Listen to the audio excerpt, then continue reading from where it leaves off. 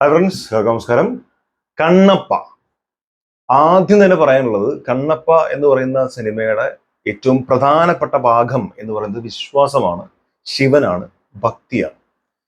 അതുകൊണ്ട് തന്നെ ഭയങ്കരമായിട്ടുള്ള അടിയുറച്ച് വിശ്വസിക്കുന്ന, അന്ധമായി ക്ഷമിക്കണം, അധികമായി വിശ്വസിക്കുന്ന വിശ്വാസികളുണ്ടെങ്കിൽ ഒരു പക്ഷേ ഒരു പക്ഷേ ഒരു പക്ഷേ മേ ബി, ഞാൻ വീണ്ടും എടുത്തു പറയും, മേ ബി നിങ്ങൾക്കത് ഇഷ്ടപ്പെട്ടേക്കാം, സാധ്യതയില്ല. ബട്ട് 0.00001% അത്ര വിശ്വാസികളുള്ള ആളുകൾക്ക് ഒരുപക്ഷെ ഇത് ഇഷ്ടപ്പെട്ടേക്കാം. ഇനി രണ്ടാമത് പറയാനുള്ളത്, ഞാൻ പറയുന്നത് കണ്ണപ്പ എന്ന് പറഞ്ഞ സിനിമയെ കുറിച്ച് മാത്രമാണ്. അതിലെ വിശ്വാസം, അതിൽ അടങ്ങിയിട്ടുള്ള ശിവഭക്തി, മറ്റു കാര്യങ്ങൾ ഒന്നും തന്നെ ഇതിൽ ഇൻക്ലൂഡ് ചെയ്ത് ദയവേത്, കാരണം മതമായിട്ട് ബന്ധപ്പെട്ട് സംസാരിക്കുമ്പോൾ വലിയ പ്രശ്നമാണ്. അതുകൊണ്ട് കണ്ണപ്പ എന്ന് പറഞ്ഞ സിനിമ, ഇതിന്റെ റൈറ്റർ, ഇതിന്റെ ഡയറക്ടർ, ഇതിൽ അഭിനയിച്ച ആളുകൾ, ആ സിനിമ 3 മണിക്കൂർ നേരം, ഈ സിനിമ കഴിഞ്ഞിറങ്ങിയ സമയത്ത് ഒരു ചേട്ടനെ കണ്ടു. അദ്ദേഹം നമ്മുടെ വീഡിയോ കാണാറുണ്ടെന്ന് പറഞ്ഞു. അന്ന് പുള്ളി പറഞ്ഞൊരു കാര്യമുണ്ട്, 3 മണിക്കൂർ നമ്മൾ ഇരുന്ന് കണ്ടല്ലോ. അത്ഭുതത്തേന്ന് പറയണത്. അപ്പോഴാണ് ഞാനും ചിന്തിച്ചത്, 3 മണിക്കൂർ ഞങ്ങൾ ഇരുന്ന് കണ്ടല്ലോ എന്നുള്ളത് എന്തൊരു അപരാധമാണ് കാണിച്ചു വെച്ചേക്കണെന്ന് അറിയൂ. കാട്ടപരാധം. ഞാൻ ഇതിന്റെ ട്രെയിലർ കണ്ട സമയത്തും ഇതിന്റെ അപ്ഡേറ്റിൽ പറഞ്ഞ സമയത്തും പറഞ്ഞു, എനിക്ക് ഒട്ടും വിശ്വാസമില്ല ഈ പടം ഹിറ്റാന്ന്. എനിക്ക് തോന്നുന്നില്ല. എന്തിന് ലാലേട്ടൻ ഇതിൽ തല വെച്ചു ചോദിച്ച സമയത്ത് കുറെ ആളുകൾ കമന്റ് ഇട്ടുണ്ടായിരുന്നു, ഒരു പടം ഇറങ്ങട്ടെ എന്നിട്ട് പറഞ്ഞാൽ പോരെ. നിങ്ങൾ പറഞ്ഞാൽ ന്യായമുണ്ട്, പടം ഇറങ്ങട്ടെ എന്നിട്ട് പറഞ്ഞാൽ മതി, ഇപ്പൊ ഇറങ്ങിയല്ലോ ഇനി പറയാലോ. എന്ത് തേങ്ങക്കാണ് ഇതിൽ പോയിട്ട് അഭിനയിച്ചത് ലാലേട്ടൻ. നിങ്ങൾ ആലോചിക്കണം, അഭിനയിക്കാൻ കിട്ടിയിട്ടുള്ള ആളുകളായിരിക്കും. ഒന്ന് സാക്ഷാൽ മലയാളത്തിന്റെ സ്വന്തം one and only legend Mohanlal, Lalettan. 2 Prabhas. ഏത് പ്രഭാസ്? ബാഹുബലിയിലെ, സലാറിലെ, കൽക്കി 2898 AD എന്ന് പറയുന്ന സിനിമയിൽ കർണനായിട്ട് വന്നിട്ടുള്ള നമ്മുടെ സ്വന്തം പ്രഭാസ്. അക്ഷയ് കുമാർ, കാജൽ അഗർവാൾ, പിന്നെ ഇതിലെ നായകന് മറ്റു കുറെ ഒരുപാട്, സത്യം പറഞ്ഞാൽ ഇതിൽ ആരില്ലാത്തേ ചോദിക്കണം. ഇത്രയും ബ്രില്യൻ്റ് ആയിട്ടുള്ള ആക്ടേഴ്സിനെ കിട്ടിയിട്ട്, ഇത്ര പോപ്പുലാരിറ്റി ഉള്ള, കളക്ഷൻ നേടുന്നതിനപ്പുറത്തേക്ക് ഒന്നും വേണ്ട, അത്രയും വലിയൊരു സ്റ്റാർ കാസ്റ്റിനെ കിട്ടിയിട്ട് കൊണ്ടുപോയിട്ട് അങ്ങോട്ട് നാശിപ്പിച്ചേക്കാണ്. ഇതിന്റെ എഴുത്തുകാരനോടും സംവിധായകനോടും ഒരുപോലെ ചോദിക്കാനുള്ളത്, പൊട്ടനാണ് ഈ പൊട്ടന ഇങ്ങനെ കാണിച്ചു വെക്കണം. ഒരു തുള്ളി ബോധം ഇല്ലെങ്കിൽ ഇങ്ങനെ ചെയ്യുള്ളൂ. എടാ, ഇതിന്റെ ഒരു തീം, സത്യത്തിൽ ഇവര് വിശ്വാസമില്ലാത്ത വിശ്വാസമാകുന്നു എന്ന് പറഞ്ഞാൽ ബേസിക് ലൈൻ അങ്ങനെയാണ്. അതിൽ ഒരുപാട് കാര്യങ്ങൾ വേറെ പറയുന്നുണ്ടെങ്കിൽ പോലും, പക്ഷെ ഇത് കണ്ടു കഴിഞ്ഞാൽ സ്വാഭാവികമായിട്ട് ഒരാൾക്ക് തോന്നുക, വളരെ മാന്യമായി, വളരെ സന്തോഷത്തോടെ, ഹാപ്പി ആയിട്ട് ജീവിച്ചിരുന്ന നായിക തന്നെ നായകനോട് ഒരു സമയത്ത് ചോദിക്കുന്നുണ്ട്. വിശ്വാസമില്ലാത്ത ഒരാളാണ്, ഞാൻ പേഴ്സണലി വിശ്വാസമുള്ള ഒരാളാണ്, ബട്ട് ഇതിലെ നായകൻ വിശ്വാസമില്ലാത്ത ഒരാളാണ്. അയാൾ പക്ഷെ ഹാപ്പിയാണ്. അയാൾ വിശ്വാസം വന്നു, വിശ്വസിച്ചു, അതോടുകൂടി അയാൾ ഭ്രാന്തനായി. ഇതിലൊരു പാട്ടൊക്കെ ഉണ്ട്, ശരിക്കും ഭ്രാന്ത് കാണിക്കാന്ന് തോന്നിപ്പോവാ. ഇത് മലങ്കൾട്ട് സിനിമ എന്നൊക്കെ പറഞ്ഞു കഴിഞ്ഞാൽ, നമ്മൾ ഈ മലങ്കൾട്ട് ആയി കഴിഞ്ഞാൽ പിന്നെ ഭയങ്കരമായിട്ട് എൻജോയ് ചെയ്ത് കാണുമല്ലോ. അങ്ങനത്തെ ഒരു അവസ്ഥയാണ്. നിങ്ങൾക്കും അങ്ങനെ തന്നെയാണെന്ന് വിചാരിക്കുന്നത്. പിന്നെ മലങ്കൾട്ടാണ്, നമ്മൾ ഹാപ്പി ആയിട്ട് കാണുന്നുള്ളതാണ്, ഒരു രസമാണ് കണ്ടിരിക്കുന്നത്. ഇത് മലങ്കൾട്ട് എന്നുള്ള അവസ്ഥയിലേക്ക് വന്നതിന് ശേഷം പിന്നെ ഏതോ ഒരു മേഖലയിലേക്ക് പോകുന്നുണ്ട്. ഈ കൈലാസത്തിൽ പോകുന്ന പറഞ്ഞ പോലെ ഏതോ ഒരു മേഖലയ്ക്ക് നമ്മൾ പോകുന്നു. പിന്നെ നമുക്ക് ചിരിക്കാൻ പോലും കഴിയില്ല, മറന്നുകൂടാ, ചിരിക്കാൻ കഴിയാത്തൊരവസ്ഥ. ഇപ്പൊ ഈ ചിരിക്കണോ കരയണോ എന്താണ് ഇവര് കാണിക്കുക? ദേഷിക വരും ഒരു സമയത്ത്. അത് ആ സീനും ഞാൻ പറയില്ല, നിങ്ങൾ കാണുന്നുണ്ടെങ്കിൽ കണ്ട അനുഭവിക്കുക. അങ്ങനത്തെ ഒരു സീനൊക്കെ ഉണ്ട്. അത് അവിടെ എന്ത് ചെയ്യണം നമ്മൾ അറിയാത്തൊരവസ്ഥയിലേക്ക് വരിക. അതുകൊണ്ട് തന്നെ മലങ്കൾട്ടിനപ്പുറത്തേക്കുള്ള സിനിമകൾ ഇനി കണ്ണപ്പ എന്നറിയപ്പെടും. ഇതും ഒരു കണ്ണപ്പയാണ്. അയ്യോ, അവസ്ഥ നിങ്ങൾ ആലോചിക്കണം. 140 രൂപ ടിക്കറ്റിന് കൊടുത്ത് 100-150 രൂപന്റെ ചായയും വെള്ളമൊക്കെ ഇവിടെ കുടിച്ച് ഫ്രണ്ട്സ് എല്ലാവരും കൂടെ കാണുകയാണ്. കാട്ടവരാണ്, എടുത്തു വെച്ചേക്കാണ്. എടാ, ഈ മനുഷ്യനെ, അതായത് ഞാൻ പറഞ്ഞ മനുഷ്യൻ നമ്മുടെ ലാലേട്ടൻ ഒരു സമയത്ത് കത്തിയുടെ മേലെ കയറിയിട്ട് സ്റ്റാച്ചു എടുക്കും. ഈ നൃത്താണ്. കാറ്റടിച്ചിട്ട് ഡ്രസ്സിന്റെ തൂങ്ങി കിടക്കുന്ന ഈ എന്താ പറയാ, ഈ നൂലുകൾ മാത്രം ഇങ്ങനെ ആടുമ്പോൾ നമുക്ക് മനസ്സിലാവും, ആ സംഭവം സ്റ്റക്കായിട്ടില്ല എന്നുള്ളത്. എന്ത് കോമാളിത്തരാണ് കാണിച്ചേന്ന് അറിയോ? വേഷോ കിരാത. എന്നിട്ട് വേഷം കാണണമെങ്കിൽ ഇവിടെ കുറെ കാര്യം, ഇവിടെ കുറെ കാര്യം, അവിടെ കുറെ കാര്യം. ഒരു ഫൈറ്റിംഗ് ഒക്കെ ഉണ്ട്. ഫൈറ്റിംഗ് പറയുമ്പോൾ അത് പിന്നെ പോട്ടെ, കാരണം അദ്ദേഹത്തിന് അങ്ങനെ ഒരു കഴിവുണ്ട്. അത് ശിവന്റെ ഒരു അംശം എന്ന രീതിയിൽ നമുക്ക് കാണാൻ പറ്റും. കിരാത എന്ന് പറഞ്ഞാൽ അത് സ്പോയിലർ അല്ല, നിങ്ങൾക്ക് എല്ലാം അറിയില്ല. കിരാത, രുദ്ര, അതൊക്കെ അങ്ങനെ തന്നെയാണ്.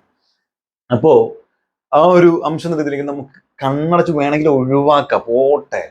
ഇത് നടന്റെ ഇടിണ്ട്, ടിഷ്ക്കും ടിഷ്ക്കും ടും ആ ടും അമ്മേ അടിയണേ.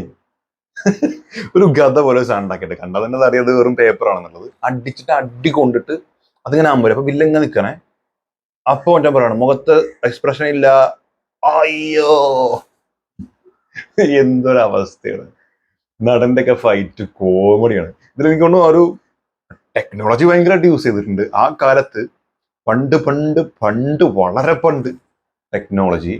ഒരാൾ മരിച്ചാൽ വെള്ള ഡ്രസ് ഇട്ട് എല്ലാവരും നിൽക്കുക. അശാന്തിയുടെ വെള്ള. എവിടുന്നാ കാട്ടുന്നതൊക്കെ? എവിടുന്നാണ് ഈ വെള്ള ഡ്രസ്? ആരാണ് ഈ സപ്ലൈ ചെയ്യണത്? എങ്ങനെ ഹെലികോപ്റ്റർ പോയി എത്തിക്കോ അതോ കൊറിയർ അയക്കോ?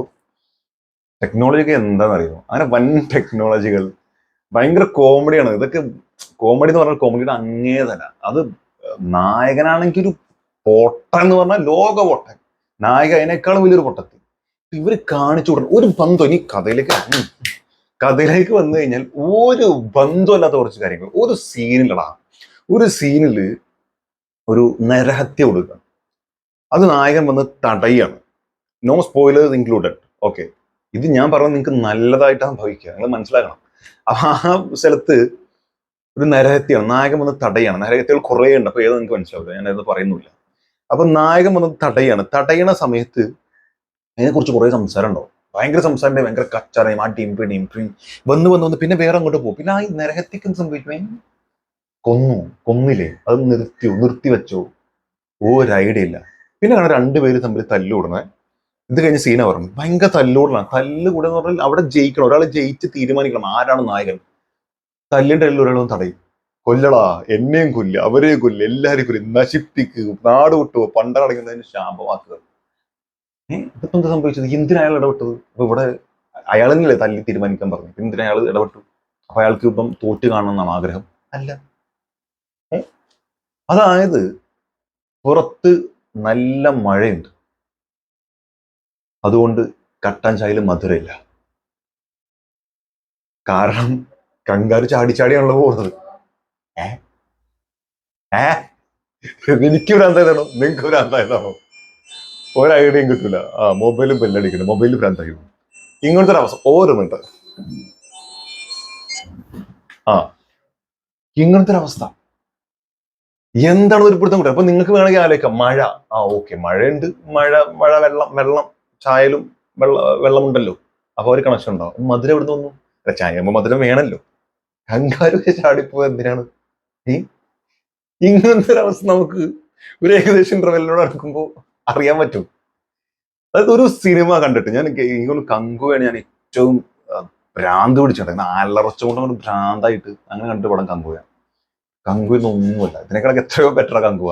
അതിനേക്കാൾ മോശം പടം വരുന്ന വിചാരിച്ചില്ല. അവന്റെ തന്തയേക്കാൾ മോശം എന്ന് പറഞ്ഞ പോലെ അങ്ങനത്തെ ഒരു അവസ്ഥയാണ് ഉണ്ടാക്കി വെച്ചിട്ടുള്ളത്. ഡയലോഗ് ഡെലിവറിയിലേക്ക് വരികയാണെങ്കിൽ എനിക്കത് നല്ലതായിട്ട് തോന്നിയ ഒരേ ഒരു കാര്യം എന്ന് പറയുന്നത്, ഒന്ന് എനിക്ക് തോന്നുന്നത് ഒരു ഒറ്റ ഫൈറ്റ് സീനിൽ മുകളിൽ നിന്ന് കാണിക്കുന്ന ഒരു സംഭവമാണ് ഈ പറഞ്ഞ ടെക്നോളജിയെ. അതിന്റെ ചെറിയൊരു ഫൈറ്റ് സീക്വൻസ് കുറച്ച് രസമായിട്ട് തോന്നി.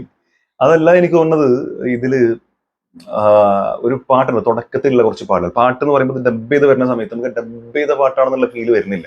പൊതുവെ അങ്ങനെയാണല്ലോ, ഈ തമിഴും തെലുങ്കും ഒക്കെ മലയാളത്തിലേക്ക് ആക്കുമ്പോൾ ഒരു പ്രശ്നങ്ങൾ ഉണ്ടാവും.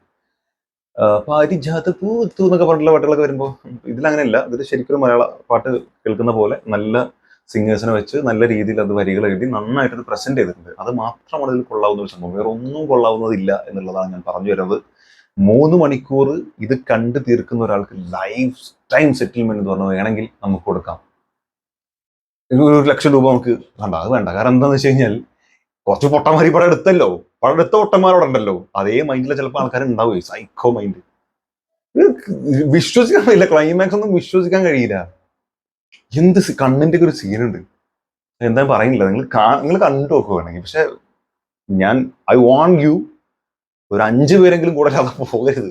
അറ്റ്ലീസ്റ്റ് ഒരാളെങ്കിലും അല്ലാതെ പോകരുത്. ഭ്രാന്തായി പോകും. തിയേറ്ററിൽ തിരിച്ചുകൊണ്ട് ഒരാൾ വരട്ടെ. ഇതിൽ 5 ആളുണ്ടാവും, ഏതെങ്കിലും ഒരാൾക്കെങ്കിലും എന്തുണ്ടാവും തിരിച്ചുകൊണ്ടിരാലോ. അങ്ങനത്തെ ഒരു അവസ്ഥ. അല്ലാതെ പോകരുത്. ഭയങ്കരമായിട്ടുള്ള കോമഡിയാണ്. എനിക്ക് വീണ്ടും പറയുന്നത്, ഇമാതിരി വലിയ സിംഗേഴ്സിനെയും മറ്റു സംഭവം എല്ലാം കൊണ്ടും സെറ്റപ്പ് ആയിട്ടുള്ള ആളുകളെ കിട്ടിയിട്ടുള്ള ഒരാൾ, അത് വിഷ്ണു മഞ്ജു. അവനെ കൈ കിട്ടിയ ആ പൊട്ടൻ പറഞ്ഞൊരു വാക്കുണ്ട്. അതായത് അദ്ദേഹത്തിന്റെ ഏറ്റവും ഫേവറേറ്റ് മൂവി എന്ന് പറയുന്നത് ലോർഡ് ഓഫ് ദ റിങ്സ് ആണ്. ഞാൻ അതിന് മുമ്പ് ഒരു വീഡിയോയിൽ പറഞ്ഞിട്ടുണ്ട്. എന്റെയും one of the favourite movie, എന്നെ അത്ഭുതപ്പെടുത്തുന്ന പടങ്ങളൊന്നാണ് ലോർഡ് ഓഫ് ദ റിങ്സ്. ആ ഫ്രാഞ്ചൈസ് മുഴുവൻ, ആ സീരീസുകൾ. അല്ലെങ്കിൽ 4 ഭാഗങ്ങൾ, നാല് ഭാഗമാണ് തോന്നുന്നു. ഓക്കെ. അപ്പൊ അങ്ങനെ കണ്ടിട്ടുള്ളൊരു സിനിമയാണ് ലോർഡ് ഓഫ് ദ റിങ്സ്. ഈ പൊട്ടം പറയാണ് എന്നിട്ട് ഇത് my version of Lord of the rings. ഏത് കണ്ണപ്പേ കണ്ണടപ്പിന് കൊടുക്കണ്ടേ. ശരത് കുമാറിന്റെ വേഷം പിന്നെയും വലിയ കുഴപ്പമില്ല തോന്നുന്നു. കുറെ ആളുകൾ ഈ വേഷമൊക്കെ ചെയ്യുമ്പോൾ ഭയങ്കര കോമഡി. ആൻഡ് ഈ ഡബിങ്ങിലേക്ക് വരുമ്പോൾ പറഞ്ഞു വന്നു, ഈ പാട്ടൊഴികെ നായകന് കൊടുത്തുള്ള ഡബിങ് എന്ന് പറയുന്നത് വളരെ നന്നായി ആ കാലത്തെ വളരെ സ്ഫുടമായിട്ടുള്ള മലയാള ഭാഷ അല്ലെങ്കിൽ ആ സ്ലാങ് യൂസ് ചെയ്തുകൊണ്ടിരിക്കുന്ന ആള് പെട്ടെന്ന് ഇന്നെ ചവിട്ടി എന്നൊക്കെ പറഞ്ഞാൽ എങ്ങനെ ഉണ്ടാവും? അങ്ങനത്തെ അവസ്ഥയിൽ ചില വാക്കുകളുണ്ട്. വിശ്വസ്തസ്തം എന്നൊക്കെ പറയുന്ന പോലെ ശ്വ പറയുന്നിടത്ത് സ്വ പറയാ, സ്വ പറയുന്നിടത്ത് ഷ പറയാ. അങ്ങനത്തെ ചില പൊട്ടത്തരം ഇതിൽ കാണിക്കുന്നുണ്ട്. അങ്ങനെ ഡബിങ്ങിൽ പോലും വൻ ദുരന്തമായിട്ടുണ്ട്. സൗണ്ട് മിക്സിങ്ങിൽ ചില സമയത്ത് വൻ ദുരന്തമായിട്ടുണ്ട്. ഇതിൽ വില്ലൻ പിന്നെ വലിയ കുഴപ്പമില്ല. അതിന്റെ ഇതിന്റെ സീൻ ഓർഡറുകൾ വളരെ മോശം. അതേപോലെ ഭയങ്കരമായിട്ടുള്ളൊരു അവസ്ഥയിൽ ഇവിടെ നായകനും നായകൻ പാട്ട് പാടി ഉല്ലസിക്കുക. ചില സമയത്ത് എന്താണ് നിങ്ങൾ കാണിക്കുന്നത്, എന്ത് തോന്നിയാസം നിങ്ങൾ കാണിക്കണം എന്ന് തോന്നിപ്പോവും. ഈ അങ്ങനത്തെ കുറെ സാധനങ്ങൾ, ഇത് അങ്ങനത്തെ വല്ല പടമാണോ നമുക്ക് തോന്നിപ്പോകുന്ന രീതിയിലുള്ള കുറെ സാധനങ്ങൾ. വളരെ മോശം, വളരെ മോശം. റേറ്റ് കൊടുക്കണേ, റേറ്റ് ഇല്ല, -2 ഔട്ട് ഓഫ് 10. നിങ്ങളുടെ അഭിപ്രായം എന്താണുള്ളത് കമന്റിൽ രേഖപ്പെടുത്തും. കണ്ടവരുണ്ടെങ്കിൽ ആ ഹതഭാഗ്യവന്മാർ ഇവിടെ കമന്റിലെങ്കിലും കമന്റ് ഇട്ട് നിങ്ങളുടെ സങ്കടം തീർക്കൂ എന്നാണ് പറയാനുള്ളത്. Tata, bye bye.